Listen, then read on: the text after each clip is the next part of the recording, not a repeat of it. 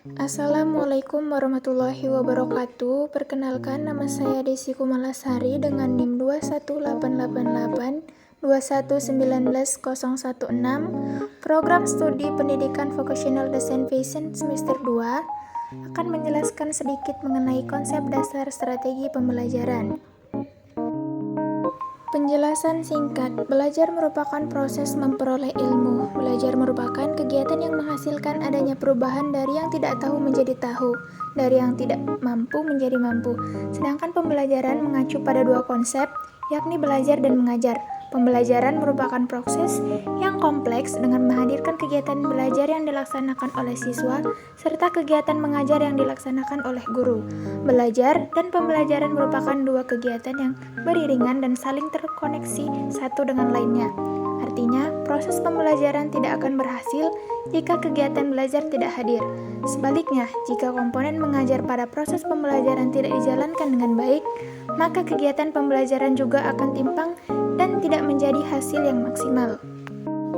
Konsep dasar strategi pembelajaran yang pertama yaitu mengidentifikasi dan menetapkan spesifikasi dan kualifikasi perubahan tingkah laku kepribadian peserta didik yang diharapkan.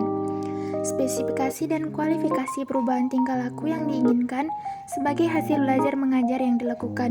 Dengan kata lain, apa yang harus dijadikan sasaran dari kegiatan belajar mengajar tersebut?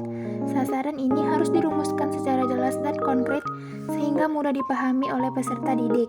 Perubahan perilaku dan kepribadian yang kita inginkan terjadi setelah siswa mengikuti suatu kegiatan belajar mengajar itu harus jelas. Misalnya, dari tidak bisa membaca berubah menjadi dapat membaca. Yang kedua yaitu memilih sistem pendekatan belajar mengajar berdasarkan aspirasi dan pandangan hidup masyarakat. Memilih cara pendekatan belajar mengajar yang dianggap paling tepat dan efektif untuk mencapai sasaran, yaitu bagaimana cara kita memandang suatu persoalan, konsep, pengertian, dan teori apa yang kita gunakan dalam memecahkan suatu kasus akan mempengaruhi hasilnya.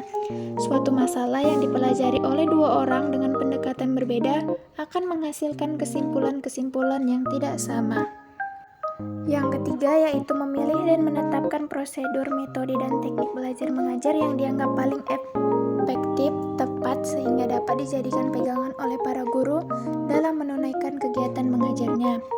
Metode atau teknik penyajian untuk memotivasi siswa agar mampu menerapkan pengetahuan dan pengalamannya untuk memecahkan masalah. Berbeda dengan cara atau supaya murid-murid terdorong dan mampu berpikir bebas dan cukup keberanian untuk mengemukakan pendapatnya sendiri. Yang terakhir yaitu menetapkan norma-norma dan batas minimal keberhasilan atau kriteria dan standar keberhasilan sehingga dapat dijadikan pedoman oleh guru dalam melakukan evaluasi hasil kegiatan belajar mengajar yang selanjutnya akan dijadikan umpan balik buat penyempurnaan sistem instruksional yang bersangkutan secara keseluruhan. Suatu program baru bisa diketahui keberhasilannya setelah dilakukan evaluasi. Sistem penilaian dalam kegiatan belajar mengajar merupakan salah satu strategi yang tidak bisa dipisahkan dengan strategi dasar lain. Apa yang harus dinilai dan bagaimana penilaian itu harus dilakukan, termasuk kemampuan yang harus dimiliki oleh guru.